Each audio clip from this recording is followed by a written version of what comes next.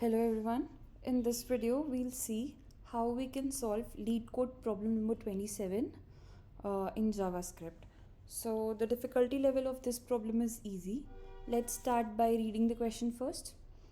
Given an integer array nums and an array val, remove all occurrence of val in nums in place. The order of the elements may be changed.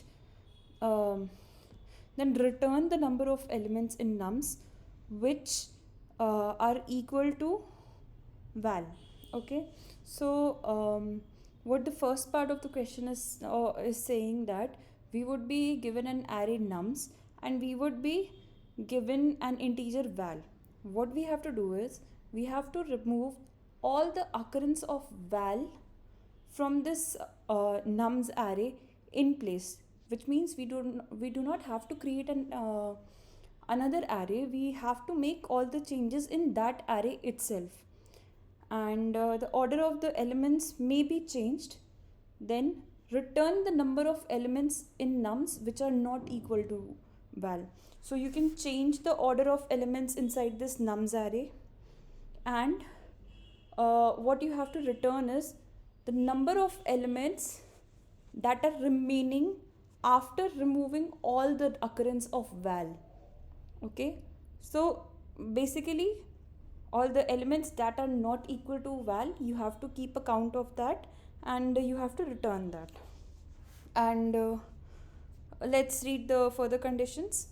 Consider the number of elements in nums which are not equal to val bk to get accepted. You need to do the following things. Change the array nums such that the first k elements of nums contain the elements which are not equal to val. The remaining elements of nums are not important, as well as the size of nums, and you have to return k. So what these conditions are saying is, again the same thing, you have to make changes in the nums array itself, and you have to make sure the first k elements, basically all the elements that are in the initial are equal to the elements that are not equal to val.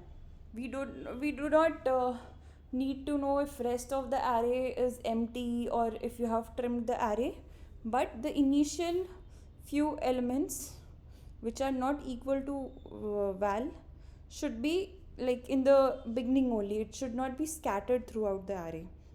Okay, and it is not important what is the size of the array, or if the remaining elements of the array are there or not. So these are the conditions, and the second condition is we have to return k. K is nothing but the number of unique elements. So let's see how I have solved this one. Here you can see I have taken a for loop.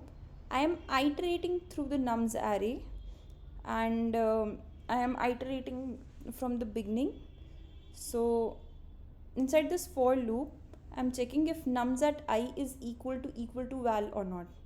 If it is equal to val, then what I am doing is I am splicing this nums array. So I am doing nums.splice. From the index, I am removing one element. So basically from the index where I found this val, I am removing that and I am decreasing the size of the array. And then since the size of the array has decreased, we need to start from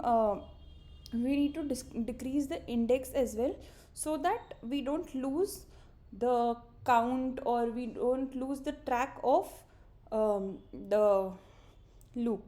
Okay, so after it gets decreased, we run the loop again and it starts from where it has to.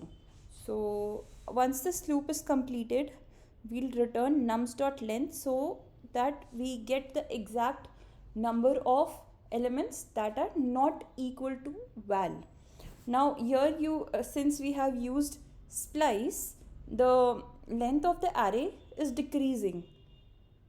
So we don't have any empty elements in the array, or here the size of the array has been changed. That is why we have returned nums.length.